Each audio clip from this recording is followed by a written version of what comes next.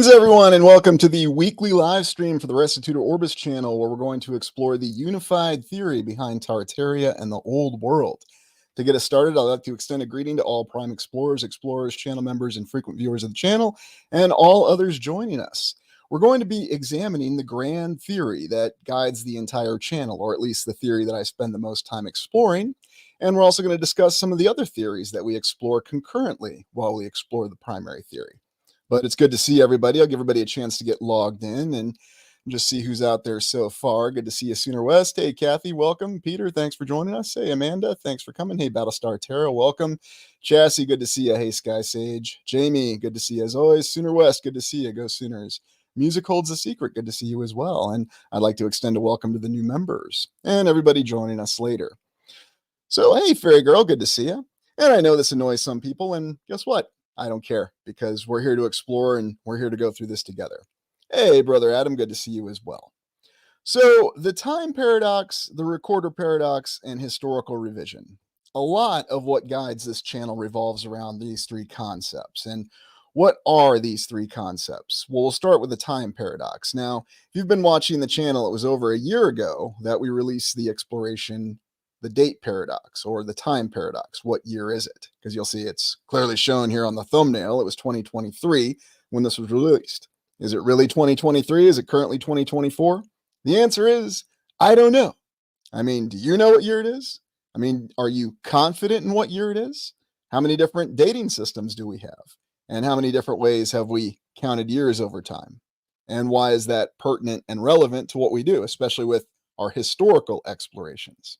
And honestly, I'm asking right now, does anybody know what year it is? Anybody want to venture a guess? Are you confident that it's 2024? I mean, there's all kinds of historical conflicts on that one. Hey, Tracy, good to see you. Exactly. And it's one of those things that we tend to take for granted, and it's anybody and everybody. And one of the other questions that I'll run by you, and this is a good point here, Fairy Girl, we're definitely in a different year than the mainstream tells us. Can't say with impunity. Absolutely. But how many people embrace the fact that we can say with impunity? I had a feeling I was going to see 10 something. You know, I'm glad you bring that up, though. You know, whether you're venturing guesses there. Yeah, good one there, Brother Adam Bum. The 2112 Overture. Yeah, that's one of my favorite Rush songs, too. Hey, Chris, good to see you. But it's intriguing that it tends to be a 4-digit year, even though the mainstream loves to tell us how many years that we have. And so understanding and being aware of the fact that we really don't know what year it is critical to our understanding, because it's really the basic confidence trick. And if you think about it, who here in the entire land right now was alive to witness firsthand what we think of as the year 1899? Ah, yes, the secrets of forever time. And time functions just like distance. You can always impose more time and more distance when you need to explain something. So great point on that one, Tracy. But there's more to it behind that, because time factors in with the when we look at the 5 W's behind anything and everything. And remember, we always look at the who, what, where, when, why. And then we ask the how. Although oftentimes the 5 W's are mixed up to confuse the how. What are the major indicators of truth? Well, here we have these images of city destruction, but yet I've imposed what the historical mainstream tells us happened with each of these photos. I mean, are they true? Or is it just a caption that went with them? Was this city destroyed by fire? Was this city destroyed by a random explosion? Was this city destroyed by the March of Sherman? So obviously it must be Atlanta, although there were many other cities in Georgia that were destroyed by Sherman, according to the mainstream account. And what about immigration? It all factors in, though. If we don't know what year it is, then how do we know exactly when these events occur? We have an idea, but how confident are we? And remember that question, was there anybody alive from 1899 who can tell us they witnessed these events firsthand? And of course, we focus on the 1800s because that's really the mystery century, as it were. But the 1900s is even more mysterious, especially the early 1900s, oddly enough. And yet we have people that lived through that. I always appreciate those comments where people tell me, well, my grandfather, my great-grandfather was alive during that time, so those events must have happened. You know, funny. I mean, I talk to my grandfather a lot, and he did live through the early to mid 1900s, and he could never tell me about any buildings or anything like that. But take it for what it is. Ah, thanks, Albie. I appreciate that. I don't even know what day it is most of the time. Yeah, that's kind of how it goes for me too, Chassis. Hey, my bailiwick zone. Thanks for joining us. Welcome. Oh, there's a good one, Kathy. And a minor disparity right there. I mean, that's only 10 years difference, but you're right. There's different calendars, there's different dating systems. Ask somebody from China what year it is. Ask somebody from Israel what year it is. There's many different calendars and dating systems. And how many are we aware of? How many do we actively use?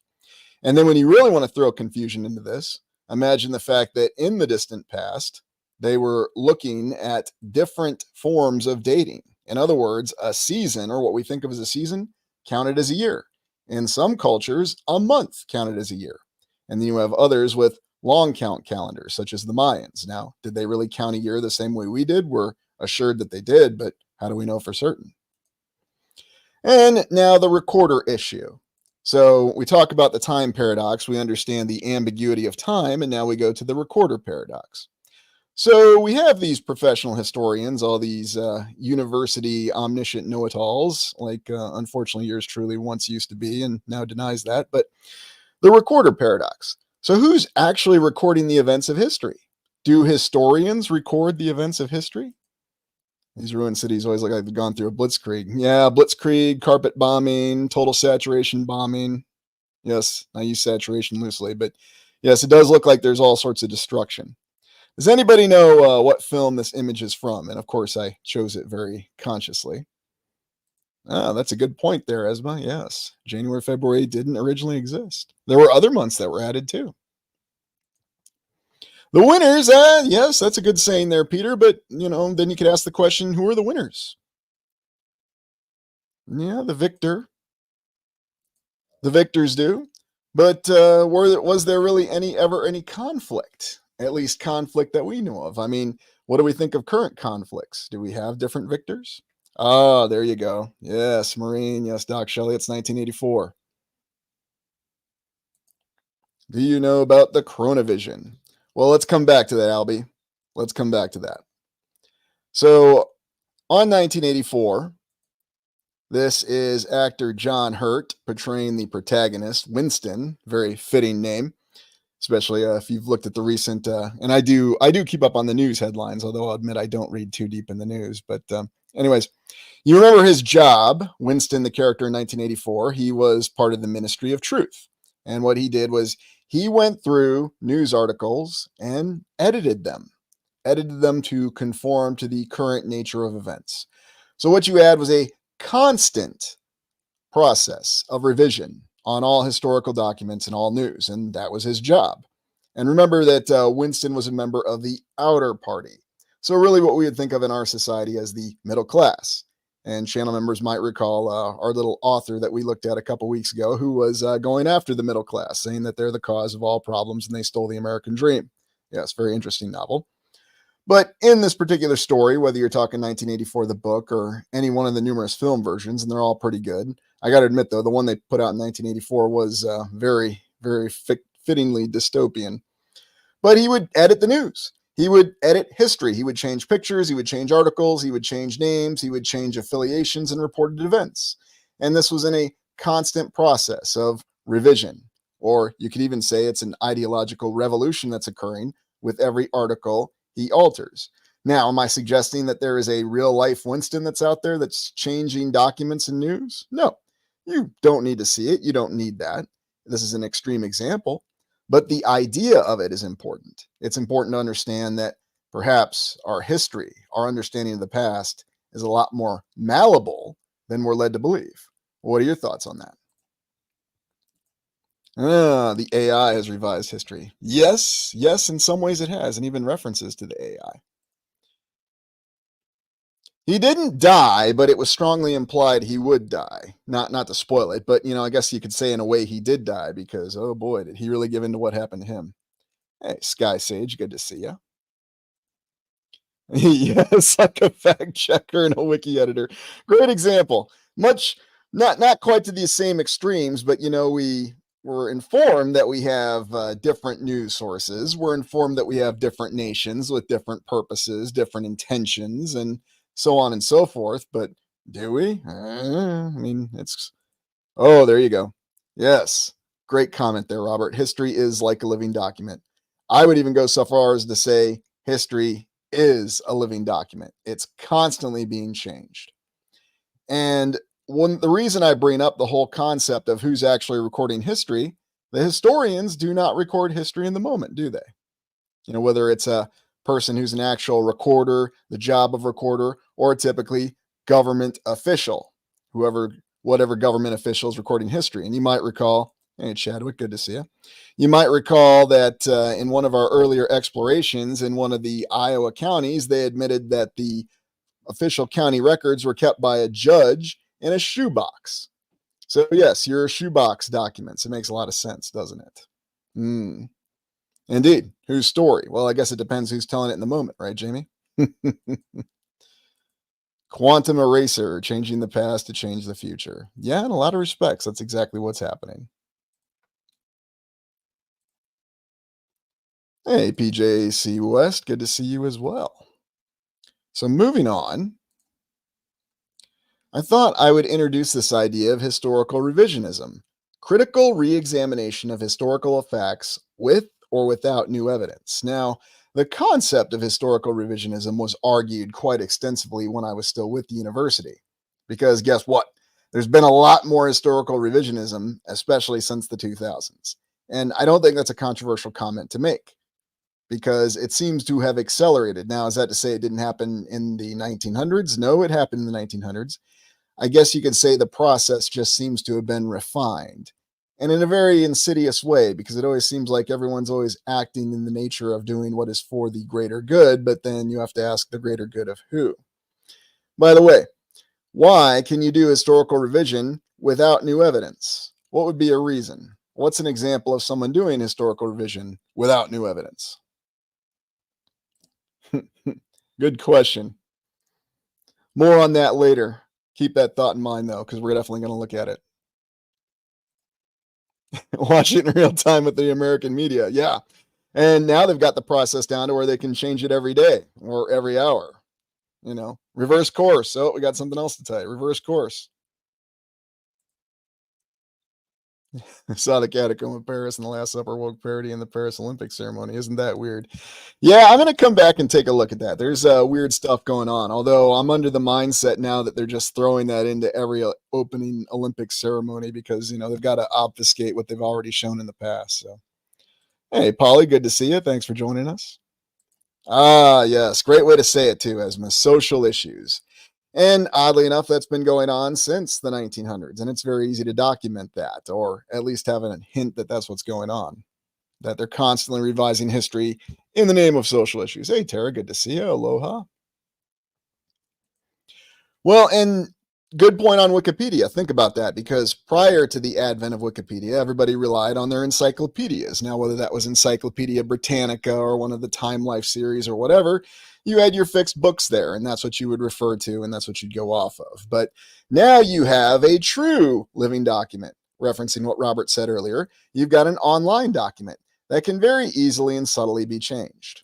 Hey, Sovereign, Invisible, and Traceable, thanks for joining us. Yes. And it really was like opening the tunnel. So, I have not seen the film one by one. I'll have to check it out, Jamie. Don't let me forget about that. So, but back on the concept of historical revisionism, it is an official policy within history departments. It is accepted that historical revision needs to happen.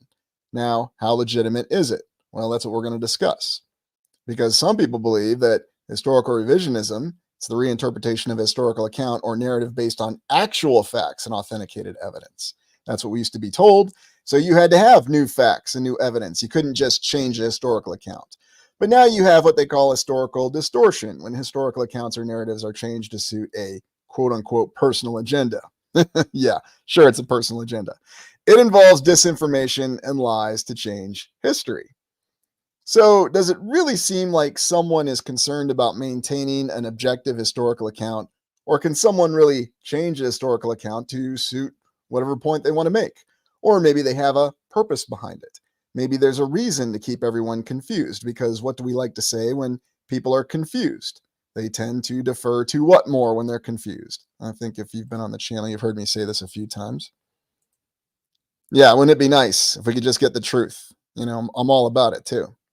But everybody's got to machine gun you for trying to get the truth or just the facts. I mean, what are the facts? Facts are what I say they are. And that's what a lot of people will tell you. They won't say it like that, but they'll come across with that kind of confidence. And that's one of the hardest things to look for. Exactly. Response is, you're crazy usually. Why are you even questioning it? And it's a good point, Bad Wolf. And that's what a lot of people will say. Yes, especially if you go off of the Thomas Hobbes mentality of it, because the book Leviathan, which I strongly recommend anybody who's looking to understand how governments operate in the fifth era or our current era, just read Leviathan. Thomas Hobbes lays it out, and he says it very clearly what governments are really all about. It's no conspiracy. They need to have that control. Anarchy is bad. It's really bad. Yes, indeed. So it's important to understand, though, the difference of these ideas, because historical revisionism is something that's embraced and used by the mainstream, but then they still keep the idea open of historical distortion. So, really, authority decides what's legitimate revision and what's distortion. Now, they do give you an idea of what are some of the impacts of revisionism on society. It erases marginalized voices. Oh, that's true. Distorts the truth. Absolutely true. Undermines democracy. Well, we know what country this one came from. The country that loves to talk about democracy but hates to practice it. Oh, did I just say that out loud? Yeah, I did. And promotes intolerance. So, oddly enough, in this little diagram, we do see a lot of truth of the impact of revisionism or distortion or whatever you want to call it today on society. It does erase marginalized voices. It does distort the truth. It does promote intolerance, and it'll undermine any sort of confidence in government, whether you have a republic, a democracy, or I've been waiting for this one, a pseudo republic or pseudo democracy. Anyways, the Department of Bamboozlery. Yeah, that's probably a good way to put it too, Jamie. So, absolutely right, Sky Sage. It becomes very, very hard to decipher when truth is mixed with lies. And then, even more insidiously, when you have verifiable truth that's mixed with lies, people can confirm that truth. And then they start to believe the lies because they confirm the truth. For example, I don't know, just shoving a foundation stone in a building that somebody clearly established a year, saying the building was built in 1887, although anybody with eyes can see it was added later. Yes, beauty is in the eye of the beholder, no doubt about it. Pride and ego distorts people's abilities. They have been lied to. I'm sorry. Pride and ego distorts people's ability to accept they have been lied to. Absolutely right, brother Adam. And it's not just pride and ego that plays a huge part in it, but it's also the desire to conform, because the first thing we're socialized with is to concern ourselves with what other people care about concerning our activities. Ah, yes, founded. Good one there, Brian.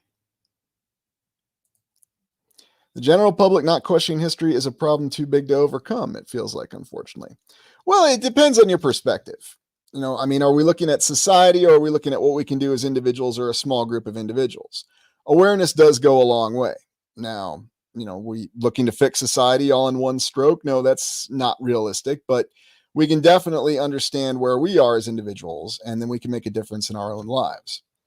Hey, RB, good to see you. Conform, confirm, and so many different C words that get bandied about quite a bit. Ah, yes. Groupthink is very dirty. And I agree with that. And guess what? Groupthink can happen in anything. It can happen in any institution. It can even happen with a group of alternative researchers. Yes, I said it. You have to be careful. You have to be careful not to succumb to groupthink. The reality is, between six alternative researchers, they might have elements of the truth. But if you tend to revolve around one for whatever reason, or you think one's more influential, then suddenly, yes, it becomes, as Kathy says here, a hive mind, or as Sky Sage says, a mob mentality. So I think it's very important that it's a fine line. I like to say it's a balance. I know it's a bit of a cliche, but that's the reality behind it. You balance your individual research or your individual inclinations with the with the necessary requirements of any group or society. But oddly enough, if you read Thomas Hobbes' Leviathan, there is no balance. The government is everything. You will give your life to the government because you agreed to accept that government, whether they conquered you or you voted for it, that's completely immaterial. And that's life, according to Thomas Hobbes, anyway. So I still think Road Warrior is better than Thunderdome. So there. You know what? Yes, yes. Although I'll admit, I did like the fact that Thunderdome finished a story. I don't know what the heck Fury Road is trying to do. And now we got a prequel to a sequel. And don't worry, we'll get a sequel to a sequel that was a prequel. Gotta love modern movies. Another good sign of the time. So there's a good comment. Accepting the responsibility that goes along with knowing for faith without works is dead. Once you know you're responsible to do what is right. Absolutely. And a great way to say it, too. Worse yet is the apathy. So many just don't care to know the truth. Well, if you've ever watched the TV show Sons of Anarchy, and no, I'm not broadcasting it, there's a great saying that comes from the main character's father when he's reading his journal. And he talks about how people yearn for the idea of freedom, but they don't really want to work for the idea of freedom. To be free requires a lot of hard work. It requires a lot of difficulty in accepting personal responsibility. And a lot of people will forfeit that just for the idea of comfort or the reality of comfort. They'll give up anything just not to make decisions. Well, who knows? And I'm not so much the person who likes to say non-player characters or NPCs, which is what that refers to. But it's an interesting way to look at things. I think they have a basically an individual spectrum. Yeah, I know that word's been subverted too. Maybe I shouldn't use that. But every person has potential. How about that? And some individuals have more potential or have activated more potential to really understand themselves, to really awaken the individual on the inside, or as I like to say, achieve self agency. And a lot of others don't because they like to conform to, as Adam Baum says here, welfare, nanny state of mind. Someone else is going to make decisions, someone else is going to do it for you. Or as Homer Simpson said in that episode of The Simpsons, Trash of the Titans, can't someone else do it? Well, yeah, there's actually a lot of that mentality. Now, no one will come out and say it, but that's how they act every day. Yes, the very classic example of cognitive dissonance, Sky Sage. Big Daddy Government and Alistair Cooke, if you remember the host of the original Masterpiece Theater way back in the day, he actually did a talk about that. Big Daddy's going to take care of everything. And we're going to do an exploration pretty soon where we actually talk about where that came about and was that part of ending the last reset or what? Hard to say, hard to know.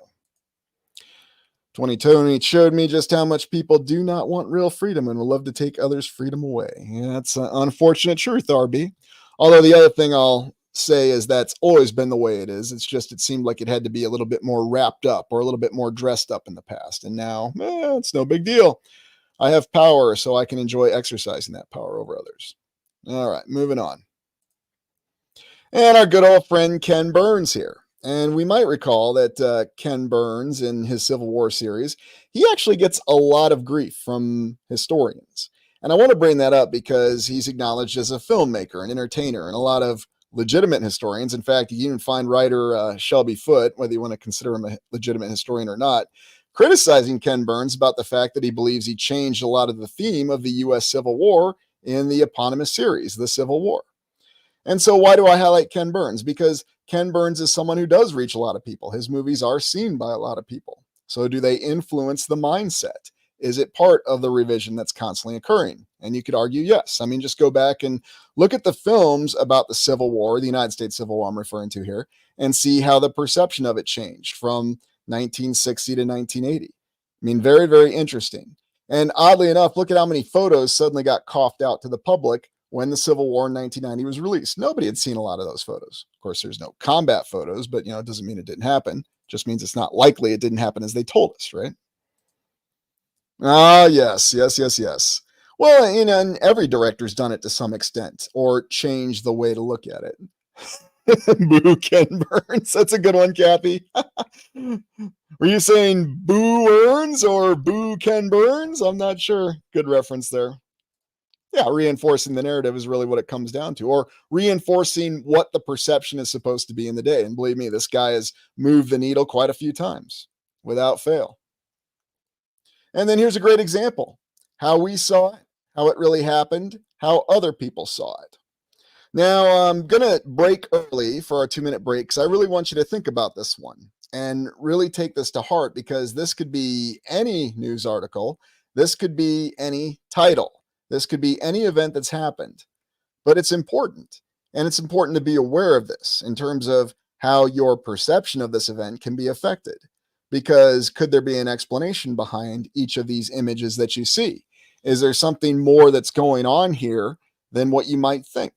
Or is it really what it looks like? Is it an act of mercy? Is it an act of violence? Is it an act of control? Or is there something else going on? I will let you know that there is an official explanation for what you see in this image, and these are all the same images. Now there's difference with the colorization, there's difference with the appearance, but this actually relates back to a story and an image that came from the Vietnam conflict. Now, in the United States, the Vietnam conflict was very controversial. It still is to this day to even talk or think about it. And that's relatively recent history. And so there are people who did experience this conflict.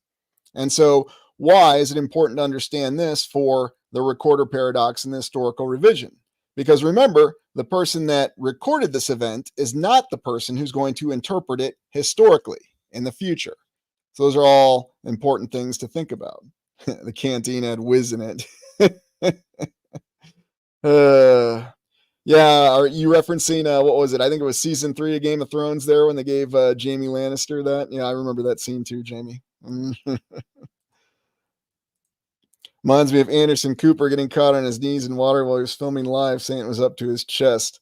Yeah, I still remember watching him when he went to Ramadi in Iraq, and there was an explosion that was probably about 10 miles away, and he very slowly ducked. That's my memory of good old Anderson there. But anyways, hey, Miss Honeybee, yes, I appreciate that. So let's just get that banner up there and go ahead and hit that like button. And we're going to go ahead and roll into our 2 minute break here. But while we're on our 2 minute break, just go ahead and look at this image. And I want you to try to interpret what really happened from this image, because this is oftentimes all we're left with. We're just left with an image. And a lot of times, they'll frame us by giving a little caption to it, but other times they won't. They'll just give an image. And why do they like to use images? Because there's many different dimensions to these images. So anyway, initial intermission, back in 2 minutes.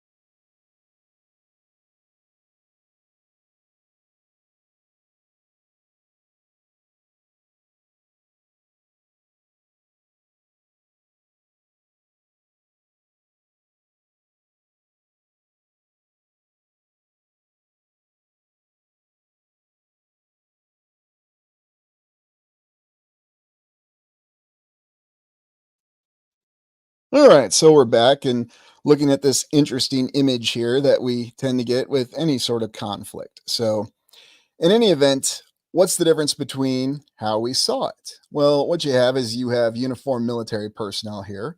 How we saw it, it looks like it's just one individual who's about to face an imminent execution, or at least is being threatened by a weapon. but then how it really happened. You don't have that happening at all. And the actual account here is that this is an Allied soldier that's being treated by U.S. soldiers. Now, the reality is, yes, it's an Iraqi soldier who is being treated by U.S. Marines. This is from Operation Iraqi Freedom, as they called it. And he was just giving him some water in a canteen, which did happen. But there's more to this than what you just see in this image, because how other people saw it. Well, they just see the black and white image, and to them, it's very black and white. And so, yes, there's a difference between seeing what really happened. And why do I use the coloring mentality? Because there's extremes. Everyone always seems to think that everything is all or nothing. Reality is never all or nothing. There's always multiple dimensions to this. How other people saw it. Well, other people saw it as, yes, it's very clear cut. It's a U.S. soldier who's helping an Iraqi soldier who surrendered. Oh, this is how other people saw it. It's a U.S. soldier that was threatening to kill an Iraqi soldier who had surrendered or was helpless, disarmed. But in reality, they were just helping him out with some water and trying to keep him alive. So it's just one single event, though, that can have so many different dimensions to it. And then when you go forward in history, well, let's just hypothetically say some crazy things happen. The United States becomes seen as totally evil. And then, of course, this image gets pushed out. Then the United States becomes the forces for good, and it always shall be. Then this image gets pushed out. Although now they've gotten a lot more complicated with it, because they operate on multiple paradigms where the whole intent is to sow division. There's division in national respects. There's division in ethnic respects. And there's even division in social respects and every form of knowledge that you can imagine. And why do they do that? Because, again, it's confusion. Group identity is more important than individuality. Welcome to the 21st century. Now, of course, I have to throw in one image of Willem Dafoe. Willem Dafoe always seems to pop into explorations on this channel. Anybody know what film this is from? Speaking of strange military events. Snorted instead. Mountain Dew. Oh, that's a good one. Oh, yeah.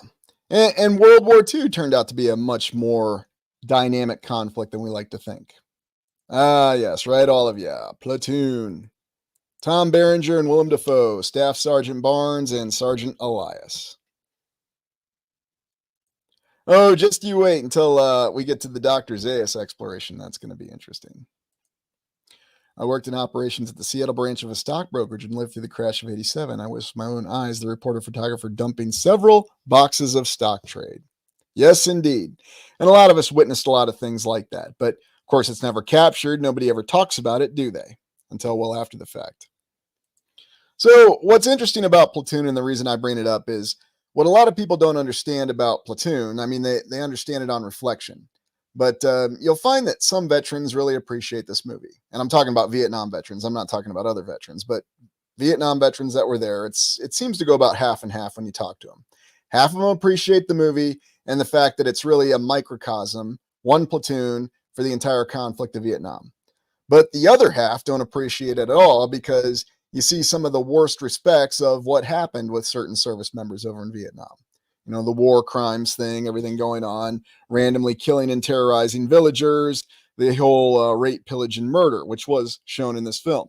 But then you contrast that, between the two sergeants, which kind of speak as the soul of the platoon. You've got a platoon leader, a lieutenant. It's completely ineffective and doesn't practice leadership whatsoever. You got a company commander who calls in fire on his own position when they're overrun, although granted, tactically, you could say he didn't have any choice. But the reason why this film stays in our memory, though, is that it really shows the different dynamics of humanity. But on the other hand, is it really so one way or the other way? Is it so polarized? Or, as the photo showed, because it's a bad cliche, and I'm not going to say it, but, the coloring of the photo. There's a lot more dimensions that go into this, and it's not so clear cut. And suddenly history is not so all or nothing.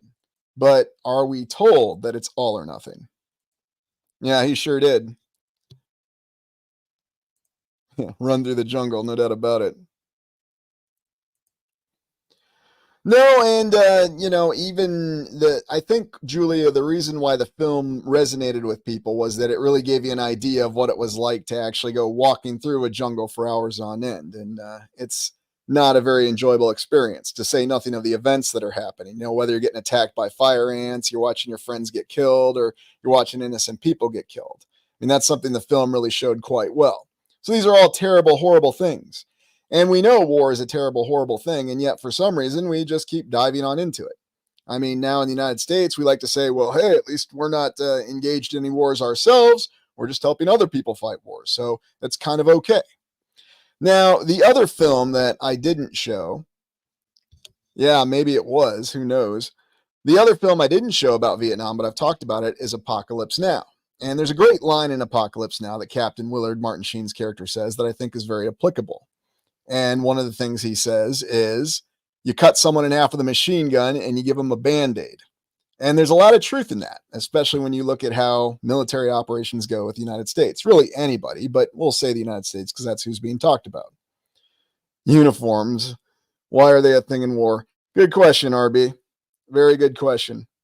And sometimes the uniforms often look a lot alike. In fact, quite frequently they do, especially in certain time frames. So I have read Hearts of Darkness. Wonderful book. And that's what motivated Apocalypse Now. So yeah, and maybe there's a reason why you have such a clear insight, Fairy Girl. I mean, there's a lot of things that these Hollywood movies try to push people in certain directions, and I think you can use them to kind of step back. Yeah, it does break both ways. Groupthink, dehumanize. Yep. And so many people miss that whole concept in Full Metal Jacket because everybody thinks that Gunnery Sergeant Hartman is ultimately cool, but nobody pays any attention to the fact that he's the one who gets the Full Metal Jacket through his chest and dies very unceremoniously by a recruit that he thought was pathetic and weak. And you know the company commander would cover that one up. Oh, yeah, Gunnery Sergeant Hartman, he pushed him too hard. So anyway. Miracle at Santa Ana. Yeah, that's a good one. Yes, it is. And it's very surreal, too. I think that's what they really captured in that film. So anyway, back onto our original, what we're talking about with time paradox and recorder paradox and historical revision. You can see it, though, in all these examples. And there's plenty of Vietnam veterans who were firsthand witnesses to what happened in Vietnam.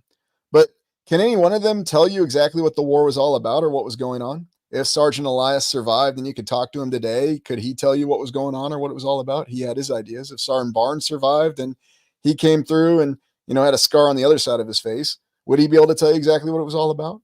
So those are important things to remember. Even when you have firsthand accounts, does it really clear everything up? And you might remember this little image that I used where we looked at Union Station in Kansas City and we talked about different historical accounts. Really, if I have a picture, I can put any caption with it and I can really get you to believe anything. You believe what you're told. This becomes your reality. That's why I always push questioning on the channel. It's important to question things. And people get tired of it. And as you all mentioned earlier, what happens is they're just willing to go along with the mainstream narrative. It's easier. It's just easier to go along with it. Ah, yes, everyone does have their own lens. You're right, Robert. I've worked with Vietnam veterans, and most of their stories was to do with Agent Orange. Very true, Chassis. And oddly enough, no reference to Agent Orange in either one of those Vietnam movies, even though it played such a huge role. There was that one movie in the 1980s that was actually made by, Trauma Team Films, and it was the same production group that made Toxic Avenger. They actually made a very serious movie, and we've talked about it before, and that movie was called Combat Shock. That was about a Vietnam veteran who's trying to integrate in the 1980s in New York City, or at least one of the boroughs, and not succeeding.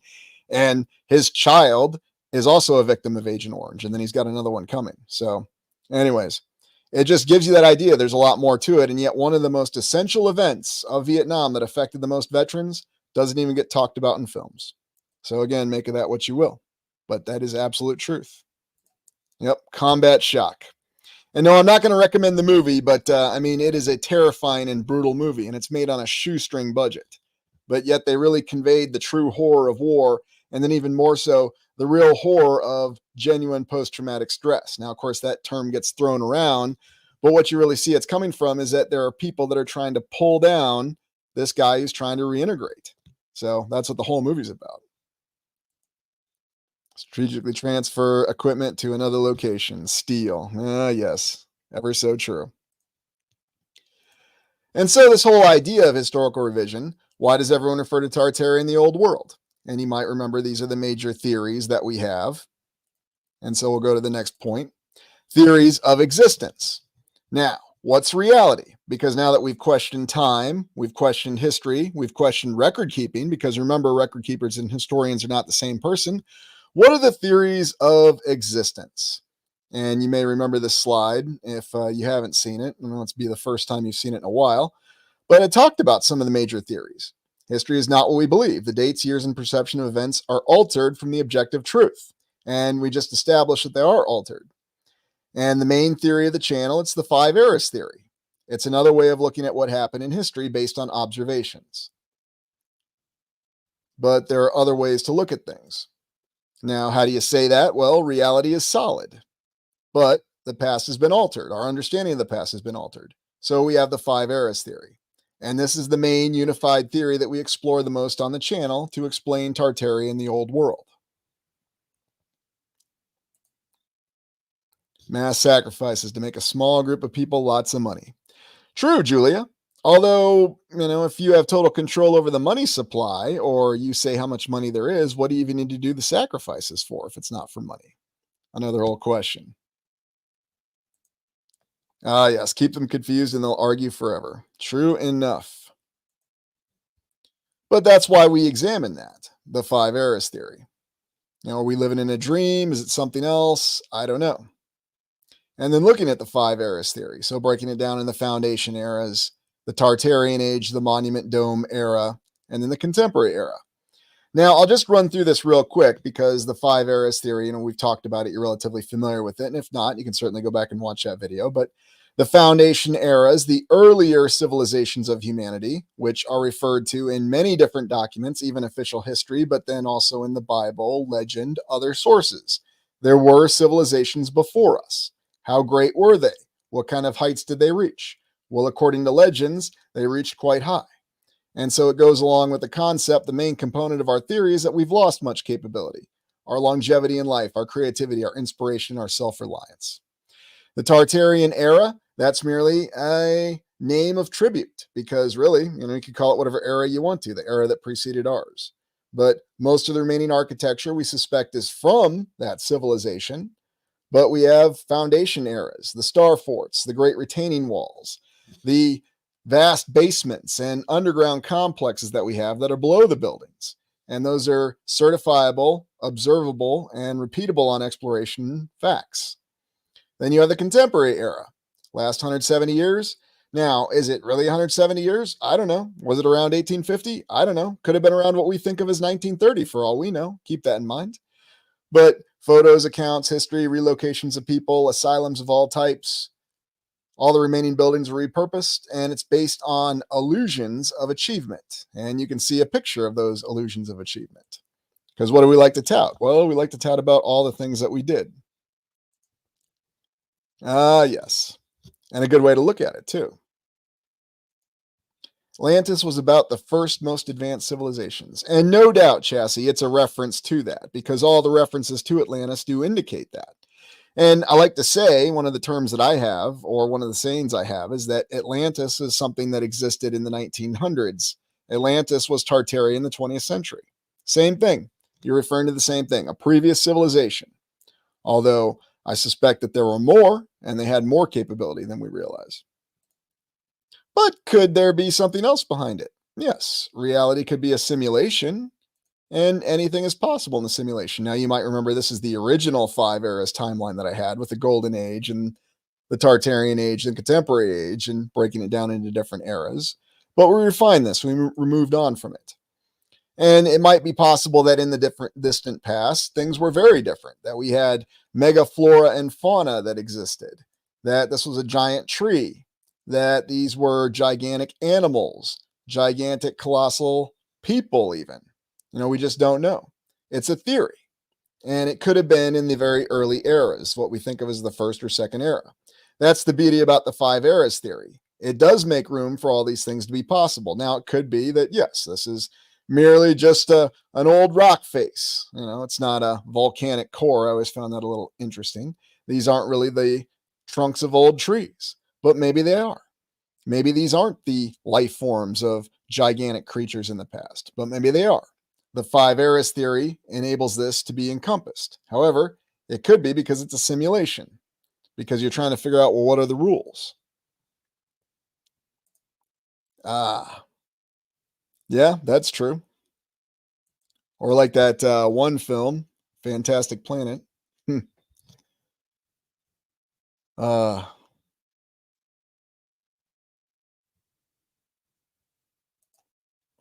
what is it built on? Yeah, that's a good question.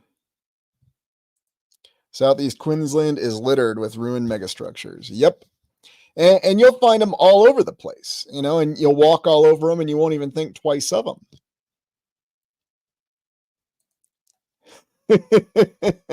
I didn't last very long, Robert. I mean, I try to make it look like it was this bold, dramatic struggle. It really wasn't. Once I started going against it, I mean, I couldn't say what I was supposed to say anymore. But anyway, whether it's five eras or it's a simulation, because while I think it's not as likely it's a simulation, there are signs that it could be a simulation. Oh, thanks, RB. I appreciate that. And so, whether it's a simulation or whether it's real, these are all things that we need to keep in mind because these are all possibilities. And I always keep all these possibilities in mind every exploration. And I do find the simulation theory quite interesting. We have explored it. And why do you have Mandela effects? And I've had personal Mandela effects, and they don't apply to other people. There are some that do apply to other people. Fruit of the Loom, anybody? Where's the cornucopia? I don't know. And even talking about a yellow sun or a white sun. Now, you'll have people out there that'll relentlessly try to convince you that it's all just a giant psyop. And you know what? That may be true. But the problem is there's too many individual examples of the Mandela effect to ignore. You can't ignore it. There's got to be some other explanation. So could it be a simulation? Or could it just be the reality doesn't operate perfectly? I know Matt over at Quantum of Conscience, he likes to call them reality breakdowns. And I think it's a great term because it does encompass what's going on, whether we're in an actual reality or a simulation. Well, what's the difference between the reality and the simulation? That's another discussion. But it is something I actively consider that we may be in a simulation. Ah, and it didn't exist. Maybe so, Chassis. No, I can see you, Texas. I can see you. You are there. Gotcha. Loud and clear. Or at least I can see your words just fine. No, very good point there, Paulie. Yes, a simulation is always a copy of something. But it's more than just a simulation. It could just be that reality is fluid. Now, is that because it's a dream? Well, it's a possibility. And, we did explore that to various degrees of success. Or is it because there's a lot more control over the reality that we're not aware of for whatever reason? Uh, Quantum physics is right with different dimensions. Yeah, no, I agree with a lot of the baseline aspects of it, Fairy Girl. I really do. Oh, Adam, yeah, once again, brother, I swear you're reading my mind because you're jumping ahead here. Inception, yes. And Inception really showed a lot of these ideas. So, simulation, reality's fluid, we're all in a dream. You can bend it, like in the film Inception. You can run down Times Square, like Tom Cruise did, and get into your Ferrari, even though you actually have a Mustang. So consider all inconsistencies at once. Anything is possible and changes without warning. This includes the rules of physics. Ah, yes, total malleability. Absolutely right.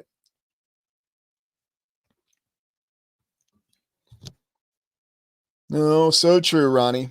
We don't know. We don't know. We've got hints, we've got clues. Hey, Donna Marie, good to see you. Yeah, I know. And a lot of people don't like Tom Cruise, but it is an example though of the film that really encompassed how reality could be a lot more broken down than we realize and why it may be. So, hey, Leighton, have you considered the possibility of the reset being caused by the Carrington event of the 1859? Yes, I have. I don't think, though, that the Carrington event was actually the reset itself. I think observations of it were from the remnants. But again, we don't know. What's the year 1859? I don't know. I mean, but I don't think it's an all or nothing. Yes, the Carrington event, it happened, it didn't happen. I mean, you've also got the year without the summer. You've got all kinds of questionable things going on in that time frame. So it's really hard to say. But the problem, if you're trying to determine if reality is a dream or a simulation, you do notice these inconsistencies. You do realize that there are things that don't make a lot of sense. So, how do I explain it? Well, is it a simulation that's broken? Is it a reality that's fluid? Not really sure. And then, of course, I'm sure the most popular one, and I do keep it in my mind, reality is solid, the mainstream is more or less correct, and history happened exactly as stated. Now, why do I keep that on the table? Because it's always possible, and I can't rule out the possibility, but I can certainly rule out the likelihood. Because for members of the channel, no, reality can be both a simulation and a simulation. Very true, Donna. And it can get a lot more, or Donna Marie, I'm sorry. It can get a lot more complicated than that. I mean, I'm keeping it very surface level in this exploration because I'm really just introducing the concepts that we do keep in mind as we do the explorations. That's the whole intent here. So, why do you think there's a lack of justice now in the world? Well, I think there's always been a lack of justice. It's just it's accelerated a little bit more, and now they can be a little bit more obvious about it. Ah, yes, Occam's razor. And you know what's cool about Occam's razor, Brother Adam, is that it can cut both ways. The simplest explanation can be the explanation, but the complex explanation that nobody wants to consider, that could be the explanation as well. So, does Occam's razor really provide an answer, or is it just a way of sending minds a certain direction? I'll leave that to you to answer, all of you. So, anyway, but yes, I know the likelihood of the mainstream being correct diminishes, as I like to say, with every exploration. You know, what's the media telling us today? Well, it's completely different than what they told us yesterday about anything and everything, so can't trust them. Ulysses S. Grant, he was a great general in the United States Civil War. His presidency left a lot to be desired. Of course, now historical revisionism, and it is damn well historical revisionism, is changing Grant's presidency. Oh, he wasn't a corrupt president. He just had some poor cabinet members, but he meant well. He was a two-termer. He was a great president. I mean, did he even exist in the way that we think that he did? Well, don't ask those questions, okay? Look, this is Ulysses S. Grant. Clearly he existed. Now, there was a picture of some guy here wearing stars on his shoulders. Could he have been somebody important? Was it the same guy? Yeah, sure. Could he have been some commander that was rolling down what was really happening in what we think of as the United States at that time? Absolutely. Still no combat photos, but that's not to say combat wasn't happening. Probably just wasn't happening the way that we think of it as. And then, of course, my favorite, the Baker shot from Operation Crossroads in 1946. Yeah, take a look at this video footage. I'm not going to tell you what to think about it, but if you get the chance, just watch the video footage of the Baker shot from Operation Crossroads and tell me what you think. Please do it in the comments, though. But, main components of this theory, you can just research anything on Google, Wiki, newsfeed, sports, all you experience. Everything is just as they tell us. Even though I can prove it to you every single day, it's not. It changes depending on the day, doesn't it?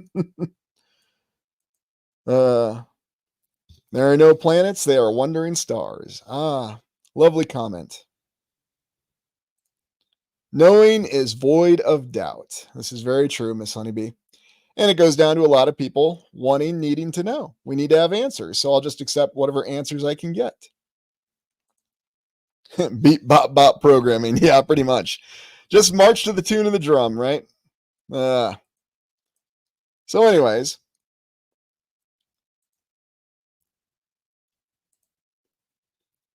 But the main issue I have, though, with the mainstream being correct, I think it's correct in some places. I really do. There are elements of it that are correct. So that's the other reason why I keep it on the table. But do I think it's painting the whole picture? Is it telling us what happened in totality? No, not even close.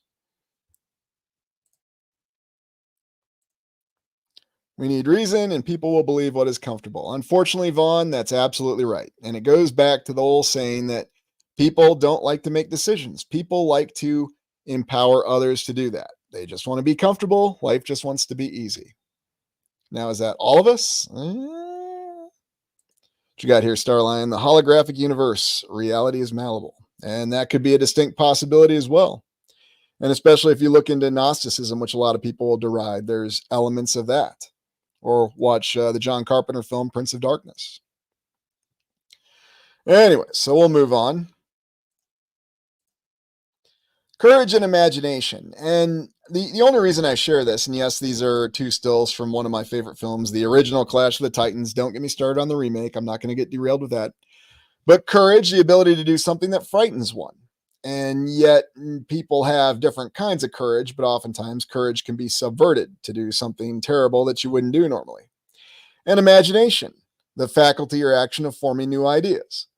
Now, the reason I bring both these up is that these are two concepts, these are two traits that, in a lot of ways, have been one's been subverted. So, courage has been institutionalized in a lot of ways. You don't have individual courage anymore. And imagination. I don't think it's much argument to say that imagination has been deprived in this century quite a lot. And how can I prove that? Remakes, remixes, reimaginings, even the word itself. Add an S and you got a sequel or a remake or something. Hey, just think in 2040 we'll have the film Twisters. Just wait till you see that. You know, Glenn Powell can come back and make the cameo appearance. Sorry, I just had to throw that one in there. Ah, cavemen are real. Some have creative minds like humans, but cavemen are like parrots. Interesting. Ah, nope, nothing new under the sun, but they always try to convince us that it is new under the sun, don't they? Especially this particular century. Why? Who knows? Now, probably one of the most important parts of this portion. I want to really get down to what are the main guidelines of the channel. And I don't impose a lot of guidelines or anything like that. What I like to do is I like to operate, though, with these set of boundaries. I seek to explore all these theories, prove or disprove them. I'm doing that actively every single exploration. So if you're really looking for my method, this is the one time where I'm going to explain it. And then people who come to the channel and don't understand how we're doing things, I'm going to refer them to this video or this live stream. So we seek to explore these theories, prove and disprove them. Always maintain objectivity. And you know what? I don't always maintain objectivity. I've got my biases. I'm a human being. I love the Iowa State Capitol. Okay, I'm not going to lie about it. But are there other structures out there that are more impressive, more beautiful, harder to explain? Absolutely. I mean, really, if I was living in Italy, you know what it would have been. It would have been the Florence Cathedral. Darn it. But I like the Iowa State Capitol, and it's good to have a baseline. But maintain objectivity. That's why I like talking to other people. That's why I like you expressing your opinion to me. It helps me maintain objectivity. And hopefully, talking to each other, we maintain objectivity together. Reveal and share details of the land. There's a lot of things that we don't see. For example, in Dubuque, Iowa, a lot of people don't even realize there's a giant retaining wall with huge limestone blocks, or at least what we're informed is limestone blocks. I question that. Just one example. Encourage you all to seek your own answers. This is one of the most important ones because it's okay that you see things differently. It's okay that 10 of you out there might think we're in a simulation. It's okay that 50 of you out there embrace the 5 eras theory. It's okay that there's 10 of you out there that think the mainstream is correct. Because that's how we're actually going to seek our overall answers, is by being honest within ourselves and sharing all that information. That's how we keep asking questions, and that's how we find the truth. And no, it's not easy. It's really hard, but that's what gives us the challenge that we need. And this is the approach of the channel in a nutshell. I know that I know nothing or not enough. Ah, so true, Polly. So true. So yes, I know that comes back from my own personal history, that there's a method to my madness. This is the method to my madness, and this is how I operate in every exploration. So I don't even consider it healthy competition. I don't care about competition. Just like all of you, I want to figure out what's going on. It's that simple.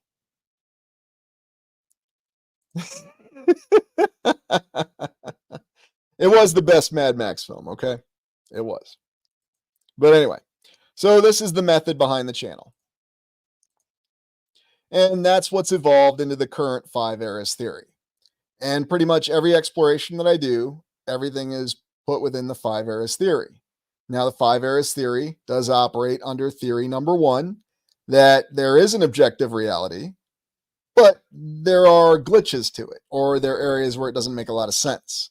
And so you can encompass most of everything by explaining that some of the things that we see are from the foundation eras, whether it's the megaflora, the megafauna, the gigantic buildings, the great tree stumps, the very large animals that might have been colossal beyond our imagination. Totally possible in the first era, maybe even the second era. But then in the third and fourth era, we do actually see remnants that are out there that are recognizable to us. Now, for example, if you saw the Dubuque exploration, I believe that the retaining walls are something left over from the third era. I believe that the star forts are something left over from the third era. Could I be wrong? Absolutely. And then the fourth era is most of the structures that we still see, whether it's a state capitol, a church, a cathedral, or all the other repurposings that we have for those buildings. And then when our contemporary era. So all the explorations fall under those broad guidelines. Now, is that to say that I don't consider it's a simulation, it's a broken reality, there's some entirely other explanation? Absolutely. And yes, I do consider that the mainstream may be correct. In fact, I tend to start every exploration by saying this is what the mainstream tells us, and then we start looking at it and examining it. So that's the real approach behind the channel. But this five eras theory is the main theory where you have Tartaria and the old world. And we'll continue to evolve it as we go. Oh, thank you, Sooner West. And you know what? And you might be getting that airship a little bit sooner. So I appreciate it. uh, Half buried windows is the only proof we have that started this whole mud flood movement. We have the right to know, but no one dared to ask. So true, Noah. So true. A beautiful land of creativity instead of competition like today. And perhaps a world where the individual was balanced with society, where you could actually attend to the needs of the individual, but not undermine the society in doing so. Okay, but it better be a Ford Falcon. Sorry, I get more Mad Max fans all the time. So anyway, that's the entire concept of how the channel operates. So we're going to take one final 2-minute break, and then what I'm going to do is show you some of the images and some of the most striking buildings that we've looked at over the past year. And then I'm going to highlight some of the explorations that I think are some of the best explorations on the channel. So appreciate everyone being here. Please hit that like button. And I hope that this is giving you an idea of how the channel operates in every exploration. These are basically the very loose guidelines that I operate by. But I'm not a fan of imposing more guidelines because my concern is if you impose too much control on things, you lose the creativity and the imagination aspects. And those are very important to understand and connect with the past, especially when we've been intentionally disconnected from the past. So hit that like button, and we will be back in exactly 2 minutes. Thank you.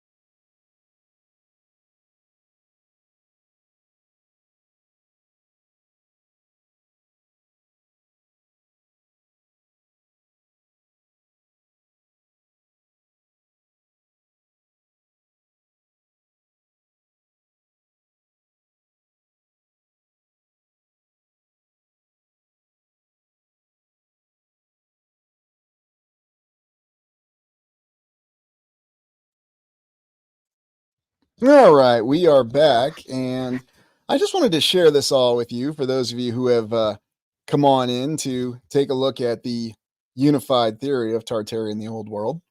There's actually one sentence that somebody could say, anybody could say this sentence, that would convince me about any building, past or account. I guess you could say it's my idea totem. And the truth is, no one's ever come close to saying this. I mean, they could say it in a comment, they could say it anywhere in the chat, when, whether I'm looking at a building, doing an exploration, but nobody said it. Now, I have heard it in the past, but I will admit I've never heard it in the 2000s. So, anyway, yes, there is something anybody could say that would convince me that they knew a building was built, they know of a particular past or account, but nobody's ever said it. And if you ever watched the film Inception, you might remember they have their totems, whether it's a spinning top, such as this, or the loaded die. In other words, you're able to discern reality because you know how this object is going to act. So, for example, the one character played by, what was his name? Joseph Gordon Levitt, if I'm remembering the name properly, he had the loaded die and he knew it would always land on 6. But you can't let anybody else touch your totem because then they could alter the reality of it. So, therefore, I can't tell you exactly what that sentence is. I'm just making you aware that if I do hear it, I will certainly share it with all of you. I haven't heard it yet. So, anyway. And then, of course, my own little personal Mandela effect. I go back to the the Final Battle miniseries. I do not remember this cute little puppet alien that made gurgly sounds. I remember a very terrifying apparition that was about 3 seconds in screen time long, and it was silent. And it scared me. It really scared me. This doesn't scare me. I mean, this kind of gives me something that, yeah, it looks like a Cabbage Patch that went through the blender and the microwave a few times. And the gurgly sound just makes it kind of funny. But anyway, just thought I'd share that because you might recall Ghoulies. No, that was a pretty interesting film too, though. It does look like a ghoulie, doesn't it? Yeah, that's okay, Kathy. There's a lot of direct ideas in V, and then the original miniseries changes from the Final Battle quite a bit because they punted off the original producer who had the idea. So, yeah, maybe it was just that desensitized. I don't know. So, anyway, but moving on, wanted to take a look at certain structures, though, that kind of pound out a little bit of what we're looking at in the 5 eras. Now, this is the Hormel plant, the original Hormel plant, which produces Spam, if you're familiar with it. This one was built in the 1890s, very much an old world structure, and it was in operation until the 1970s. And you can see it from a couple different images. Here's where they're tearing it down. Quite an impressive compound, though, for the 1890s. And apparently, the workers, and you can still talk to quite a few of them in Austin, Minnesota, where this is located, they'll tell you it was a very safe facility, at least the old one was. And you can see in certain images, it's a lot more impressive than first look would give you the impression of. So, George Hormel packing plant. And there were several labor issues and so forth with it. But then they replaced it with this nice modern tin aluminum thing in 1980. Oddly enough, this would lead to a series of strikes. Now, history records that these strikes were about pay changes in union contract negotiations, but one of the key points was the fact that the safety level had decreased in the new facility. It wasn't as safe as the old world facility. So who would have thought that? But anyway, just an example. Yeah, sometimes you can have stupid ideas going around and just go around in your ATV in a Star Trek film. Makes perfect sense, doesn't it? Yeah, I always thought that Argo was ridiculous. This is the county courthouse in Freeborn County in Minnesota. And you can see very much an old world building. This is in the town of Albert Lea, which is the county seat. It's right next door to Moore County. Still don't know how it's pronounced in Minnesota. But yeah, very nice courthouse built in the 1880s. And you can see what it looks like today. Ah, yes, we had to take down that clock tower for reasons unknown. Tesla car. Oh, yeah, good one.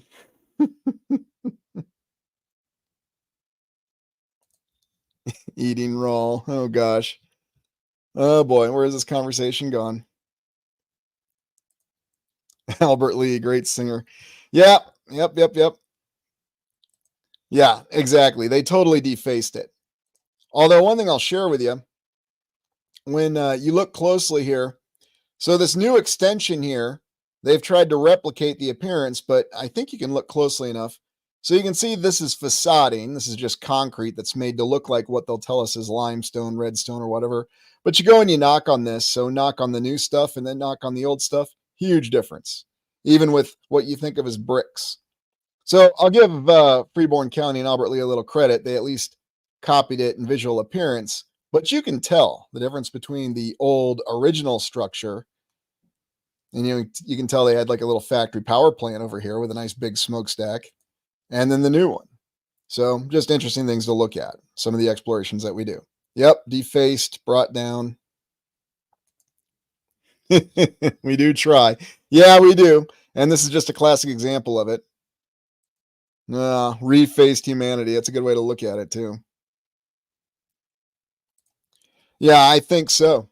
And, I mean, what we're told are rock or stones really wasn't rock or stones. I mean, look, it's still holding up. It's still beautiful. And it's still essentially indestructible unless something happened. I mean, maybe that's why they pulled the clock tower down. Don't know. They had to take the clock tower down just for safety. Yeah. Or they'll say that, there were animals in it. It was inhabited by bats and we can't have that. We don't need a clock tower anymore. What do we need a clock tower in the 1880s? Everybody had pocket watches, right? Especially if you were working on the railroad. But, everyone will come up with explanations and there you go. Then one of my favorites, so going back to Austin, Minnesota, where the Hormel plant is, they had a very lovely courthouse in Mower County. Yep, makes a lot of sense. Just incredible. And oh, well, it's just a postcard. It's not a real image, right? Looking back to last week's exploration. Oh, but they do have some images of it, although it looks like they're trying to hide it here. I mean, why would you even put this out here? Strange. Well, you can see the cool dome and tower. That's very unique. But then you do have some pictures that show you that this thing really existed. And of course, they brought it down in 1960 with urban renewal going on. Now, you might remember this. This is the Cathedral of Transfiguration. So this is up in Canada. And why am I featuring a building that was made in the 1980s? Because I think this is one of the buildings, and this was also featured prominently in the film In the Mouth of Madness, another one of my favorite John Carpenter films. And it's one of those things that gives the impression of an old world building, but we do have images of it being built, although there's some issues from that. It's hard to say what this really is. Is this a reality breakdown? Is it a glitch in the matrix? Is it a simulation error? Or is it a sign that the current civilization could build like the previous civilization? It's one of the very few that it's a little hard to explain. Now, have I actually gone there in person and assessed the materials or anything like that? No. I have a feeling if I did, I'd get the real answer because usually that's what it takes. Oh, yeah. Eastern style, beyond any shadow of a doubt. Yes, it does, doesn't it? Right down to the whole concept of reading is believing. Time seemed to be inverted or invented after the last reset when they started recording history here. Yeah, that could be very true, Chassis.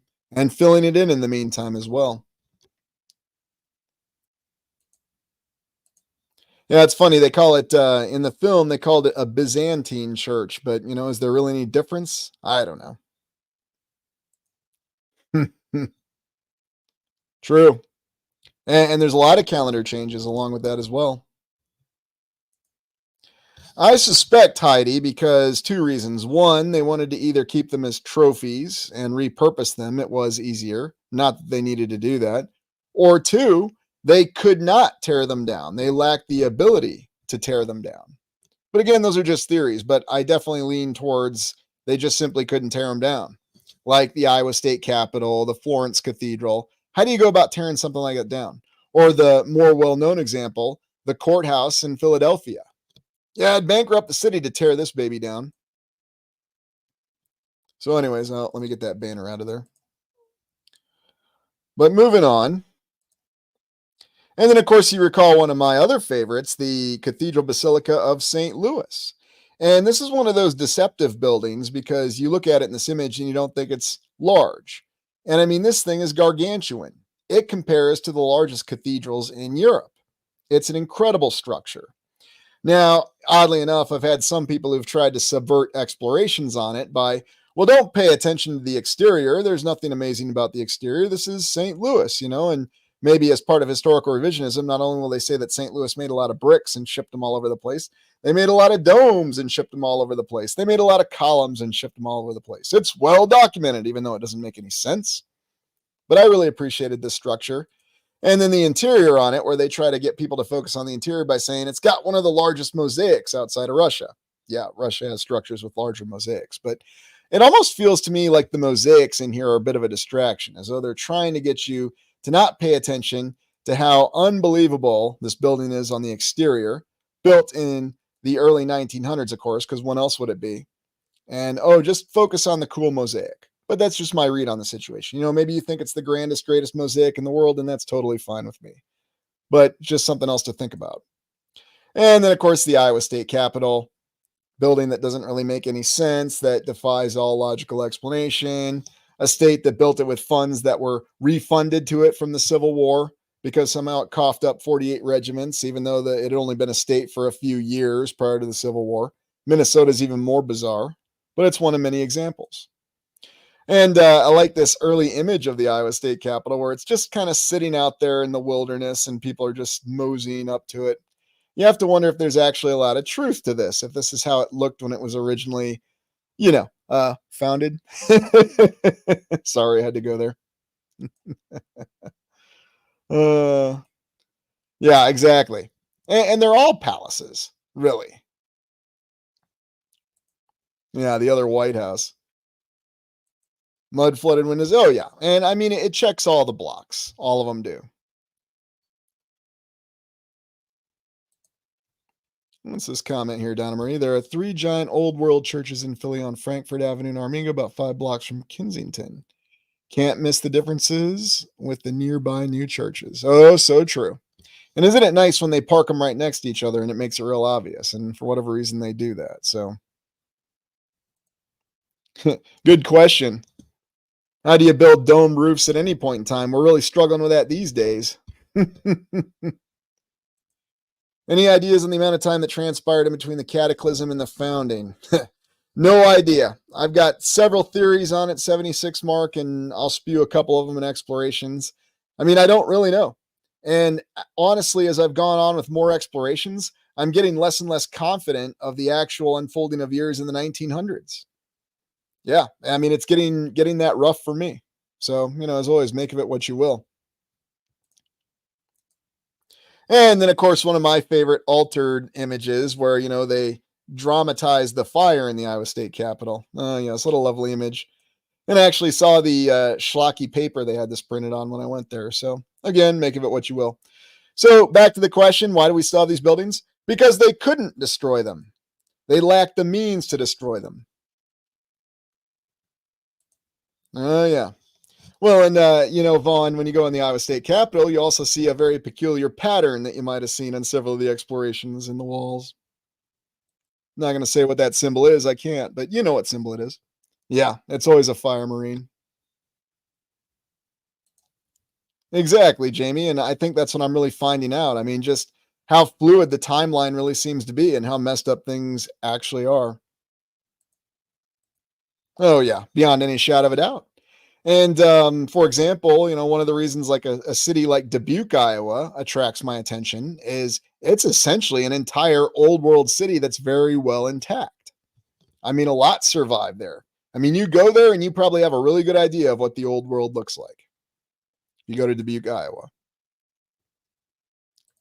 Yeah, Detroit was a miracle town. And they really smashed a lot of Detroit in 1960 with the urban renewal, but that was continuing long after that, and they're still continuing that to this day. Oh, yes. And, Fairy Girl, there's a reason why I posited that, Vienna might have been one of the candidates for one of the capitals or one of the regional forums of the previous civilization. I think there's a great argument for that. I mean, even more so in some ways than Rome because of some of the stuff that's intact in Vienna. It's very incredible. It was one of my favorite explorations. And then, of course, some of the imagery that we have of what it may have looked like. So when you put all this together and then you put the technological component that we know is lacking, you suddenly get different kind of images. Now, these images might be close, they might be completely wrong, but I do appreciate the attempt to visualize and give an idea of what it may have looked like. Of course, you remember this image from Inception, but this is Paris or Paris, of course, where the Olympics are occurring now, coincidentally, another coincidence. And you'll find all kinds of old world architecture there as well that people just walk through and buy every day. This is one of my favorite ones because you get a little bit of everything here. And you also get a sign of things starting to deteriorate in this image. You got a couple domes, you got several pyramids, obelisk structures. Could it have gone this far? Absolutely. Who knows how far they went? And who knows what really happened in the reset? Plasma fire, mud flood, cymatic weapon turned against the civilization, all kinds of possibilities. Some things more destroyed than others. Maybe there's a reason why Vienna survived intact or certain towns did. We just don't know what that reason is. I think this is one of my very favorite ones because I think this gives you an idea of just how far things could have gone. Of course, people say it's just science fiction. Yeah, well, there's a reason why science fiction resonates with these explorations too, isn't there?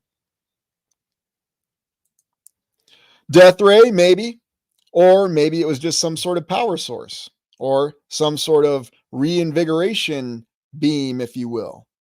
Because remember, we believe that the civilization was also about caring for the welfare of individuals. Yeah, true. What goes up must come down, and what goes down must come up. Hey, Sissy, good to see you. Thanks for joining us. Oh, it could be. That's a good way to look at it, Vaughn. Hey, Crypto, good to see you, buddy. Yeah, atmospheric electricity harvesting and probably a more advanced form of it. And that's why I like these conceptualized artwork because it gives you an idea of what things could have looked like, what they could have been like. So anyway, that's the last image that I've had. But prior to ending this exploration, there is one other thing I wanted to take a look at. And some of you have requested to see what are some of the best explorations or what at least have been some of my favorites. I know everybody's got a little bit of their own favorite or what really shows what we're getting at with these theories. So, old world looking sun shining directly into my desk. Yeah, yep. Well, I appreciate that.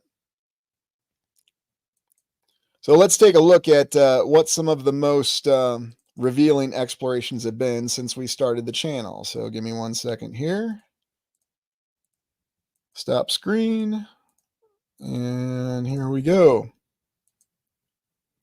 So the very original palace in the heartland, the big inside look I did of the Iowa State Capitol, one of the very first explorations on the channel, and one of the very few building-focused explorations I do, because typically when I'm on the ground, I like to look at the entire city. There's all kinds of old world structures. That's just sort of how I fell into things. But you can look at this as the baseline comparison for all other structures that we look at in the land, the Iowa State Capitol. Building number one, at least for this channel's explorations, although those of you who've been around or those of you who are members, you know that the original building number one was going to be Florence Cathedral, but for a lot of reasons that didn't work out. So there's that exploration if you haven't seen it. Yeah, that's right, Atom Bomb. See, I can admit my bias, okay? I can admit my bias, but if you have the means, go see the Iowa State Capitol if you're just wheeling through Iowa, because it's free to go in there. It's easy to go in there. It doesn't matter whether it's winter or it's summer. It's always perfectly climate controlled because they got that incredible HVAC system in there. And you'll see a genuine old world building. How else do you explain it? Scientists are baffled. Yeah, exactly. Anyways, so another exploration, the orphan trains exploration. And this is actually where I looked into a little bit of my family history on this one, especially with my great grandfather and his unfortunate fate, and the concepts of diaspora and dysphoria, and how that's constantly inflicted on the population even to this day.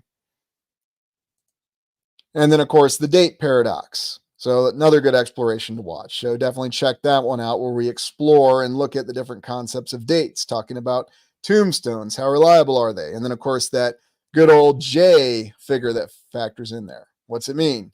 Well, it's 4 digits. It's just now we have an alphanumeric designation instead of just a numeric designation. So, bottom line up front, you're confused. Is it year 2023, 24? Is it year 7? I don't know. But good one right there. Tartaria, what was it really like? And this was the first exploration that looked at things before the reset, what it may have looked like. Because, a lot of people have ideas, but what could the entire civilization have looked like when it was at the peak of its functionality? What did it really achieve? And what kind of ideas does it give us when we look at it?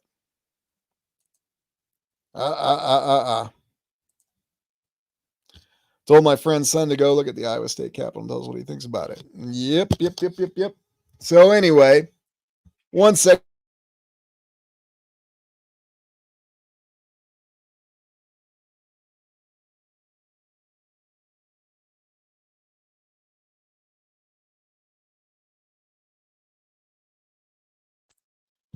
Sorry about that, but yeah, wagons, donkeys, and horses. That's always a good one there, Heidi.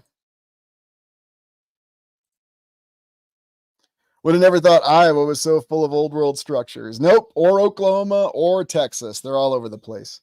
I think the reason I like to look at Iowa, though, is it fits perfectly with its whole Civil War involvement, too, Sooner West, because that really doesn't make a lot of sense. The true fanatical state of the Union is the one that just became a state not too long before the Civil War. Sends 48 regiments to go fight. And, according to the official narrative of the Civil War, the official account, the war was won by the Union in the West before it was won in the East. So, all very interesting. Exactly, Donna Marie. It doesn't. It really doesn't. So, last ones here. St. Louis, and this is the Rome of the West. So I did 2 explorations of St. Louis. This is the one where I really got on the ground and looked at things, and a lot of interesting anomalies in St. Louis. And I've gotten no shortage of comments about this one of, well, I live in the city. Okay, yeah, it's great. You live in the city. Did you witness any of this actually happening? No, because you weren't alive in 1899. I know that for a fact. There's no firsthand accounts from 1899. So you didn't really see any of this. Nobody can even tell you about the building of the St. Louis Cathedral. They'll just tell you, pay attention to the mosaic. Don't pay attention to the incredible structure on the outside that's colossal. Look at the mosaic. Yeah, sure. Look at whatever you want to and appreciate whatever you want to. And then let's not forget those wonderful standpipe water towers they have. 3 lovely ones that survived in St. Louis. One a giant column, the Grand Avenue water tower. And all the other cool structures that are there. St. Petersburg in Russia. And for whatever reason, St. Petersburg is another one of those very intact core cities, as I called it at the time during the exploration from Tartaria, much in the same way that Vienna is. You can see a lot of examples there. Now, of course, people try to run this down with the whole, well, you're just highlighting one nation. No, it's every nation. Every nation has its own example of old world architecture. Sometimes I wonder if I'm the only one around my neighborhood that sees how quickly they cover up bricks coming through the asphalt. Yeah, probably. And they do move fast on that nowadays, don't they? Mm-mm-mm. Yeah, Prague was another fun one too, Donna Marie. Some of those cities, for whatever reason, they just managed to endure. And maybe there was a reason for that. Maybe the way they facilitated the last reset, that's why they kept things intact. What was the light bulb moment? Actually, it was going around the university and asking questions about the old main building at the university I worked at the time. And I didn't like the answer I got, so I kept asking more questions. So now I'm a little reluctant to feature member content because I don't like to push membership on the channel, but some of the videos that I do, and I do them for the members because they support me, and it's a little extra work that I do to say thank you to the members. Fields of Void was a really good exploration that looked at some traditional and folklore accounts and really gave an idea of how things could have been very different, especially in a certain area of the country. Again, it's Iowa. Yeah, I focus a lot on Iowa. There's a reason for that. There was something going on there. And there's several accounts of things very dramatic, such as the sun being blocked out for an entire year. There's an entire account of an entire group of people disappearing from the town of Dyersville. And there's even accounts of portals being opened and all kinds of crazy things. Now, could it all be embellished? Sure. Could it just be the random stories made up by people who were not known to employ their imaginations and creativity? Yeah, you could say so. But it all factors together very nice. So these are some of my favorite explorations, and I think it's really brought the channel a long way, and we still have a long way to go. Yes. We'll all meet in Iowa. Well, just watch. I'll probably move on from Iowa by that time.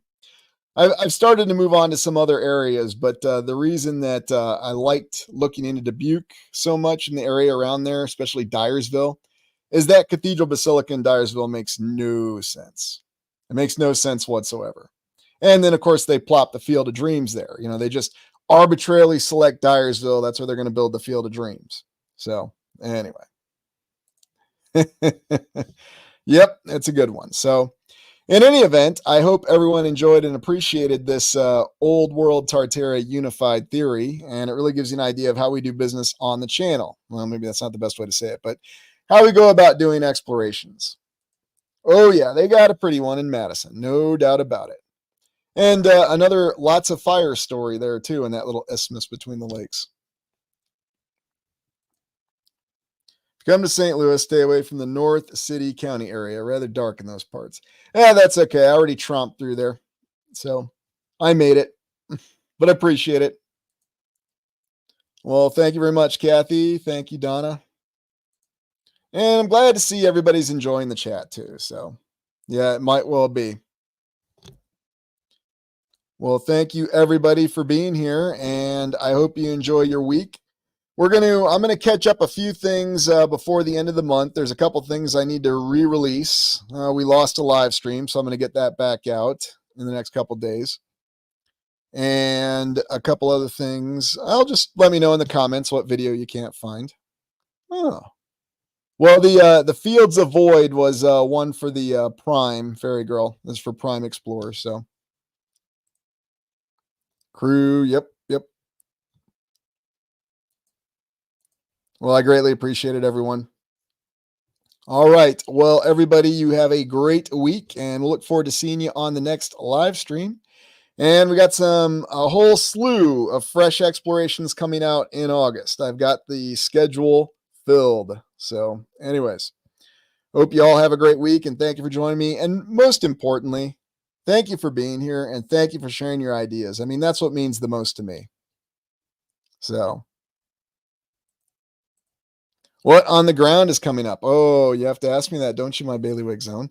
I don't know. Might have something to do with Florida. All right, everybody. Have a great week.